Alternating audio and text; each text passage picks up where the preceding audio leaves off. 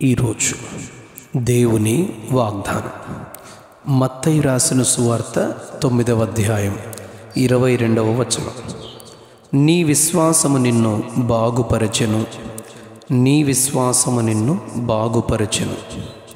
యేసు వెనుకకు తిరిగి ఆమెను చూచి, కుమారి, ధైర్యముగా ఉండుము, నీ విశ్వాసము నిన్ను బాగుపరచెనని చెప్పగా ఆ గడియ నుండి ఆ స్త్రీ బాగుపడెను.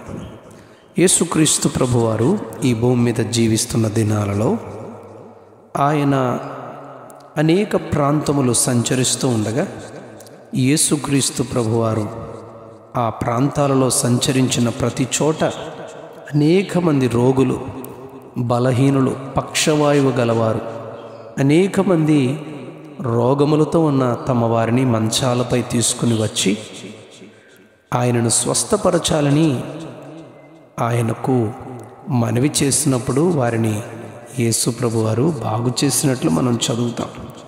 అనేకమైన కార్యాలు యేసుక్రీస్తు ప్రభువారు జరిగిస్తూ ఉండగా యేసయ్యను గూర్చి వినిన 12 సంవత్సరముల నుండి రక్తస్రావము కలిగిన స్త్రీ, నేను ఆయన వస్త్రపు చెంగు ముట్టినా బాగుపడుదును అనుకొని గొప్ప విశ్వాసముతో వచ్చి ప్రభువారి వెనుక ఆయన సంచరిస్తూ ఉన్న వెళుతూ ఉన్న త్రోవలో వచ్చి ఆయనను ముట్టి ఆమె బాగుపడినట్లు మనం చదువుతాం.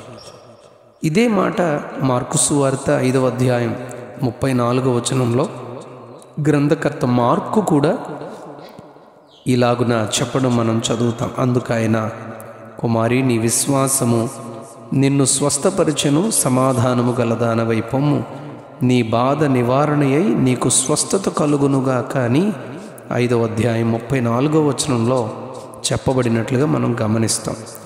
అలాగే లూకా సువార్త 8వ అధ్యాయం 47వ వచనంలో గ్రంథకర్త లూకా కూడా ఈ రీతిగా ఆయన రాశారు.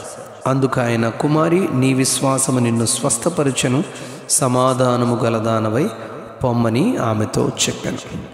లూకా సువార్త 8వ అధ్యాయం 48వ వచనంలో సమాజ మందిరపు అధికారి యాయీరు ఒకడు వచ్చి తన చిన్న కుమార్తె చావ సిద్ధమై ఉంది గనుక నీవు నా ఇంటికి రమ్మని ఆహ్వానించాడు. ఆయన వెళ్తుండగా ఇంకా త్రోవలో ఉండగానే అతని పనివాడు వచ్చి, నీ కుమార్తె చనిపోయింది, బోధకుని శ్రమ పెట్టవద్దని చెబుతాడు. అందుకు యేసు అతనితో, భయపడవద్దు, నమ్మిక మాత్రం ఉంచుము, ఆమె స్వస్థపరచబడును అని చెప్పారు. అతని ఇంటికి యేసు ప్రభువుతో పాటు పేతురు, యోహాను, యాకోబులను, ఆ చిన్నదాని తల్లిదండ్రులను తీసుకుని వారిని లోపలికి తీసుకుని వెళ్ళి ఏడ్చుచున్న వారిని వెలుపలికి పంపివేసి ఆ చిన్నదాని చెయ్యి ఆయన పట్టుకొని, చిన్నదాన లెమ్మని చెప్పగా ఆమె ప్రాణము తిరిగి వచ్చెను గనుక వెంటనే ఆమె లేచింది. ఇదే విశ్వాసము యొక్క ఫలితము, కార్యం. అవును, విశ్వాసము ద్వారా ఆమె రోగము స్వస్థత పొందారు. ఈ తండ్రి విశ్వాసము ద్వారా చనిపోయిన కుమార్తె బ్రతికింది.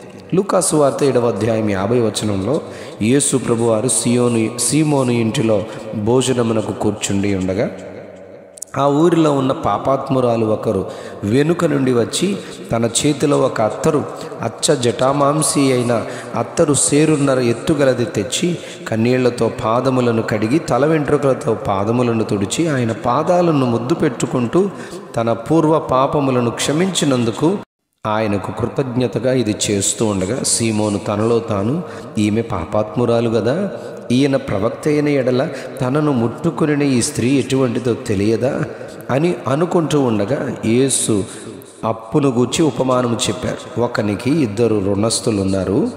ఒకడు 50 దేనారాలు, మరొకడు 500 దేనారములు రుణపడి ఉండగా ఇద్దరిని ఆ యజమానుడు క్షమించాడు. అప్పుడు ఎవరు ఎక్కువ సంతోషిస్తారు, అతన్ని ప్రేమిస్తారు అని అడిగినందుకు సీమోను, 500 దేనారములు రుణపడిన వాడు క్షమింపబడాడు కదా, వాడే అని చెప్తారు. అవును, ఆమె విస్తార పాపములు క్షమించబడ్డాయి గనుక ఆమె అంతగా కృతజ్ఞతతో ఉంది అని చెప్పి ఆమెతో యేసు 8వ అధ్యాయం 50వ వచనంలో, నీ విశ్వాసము నిన్ను రక్షించను, సమాధానము గలదానవై పొమ్మని వెళ్ళుమని ఆమెతో చెప్పారు. యేసుక్రీస్తు ప్రభువునందు సర్వము కేవలము విశ్వాసము ద్వారానే సాధ్యము అని మనమును గుర్తించి వీరి వలనే స్వస్థతను, రక్షణను, పునరుజ్జీవమును పొందుకుందామా?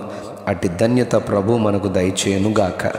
Amen, amen, amen. నీ విశ్వాసము నిన్ను బాగుపరచెను. నీ విశ్వాసము నిన్ను బాగుపరచెను. ఆమెన్.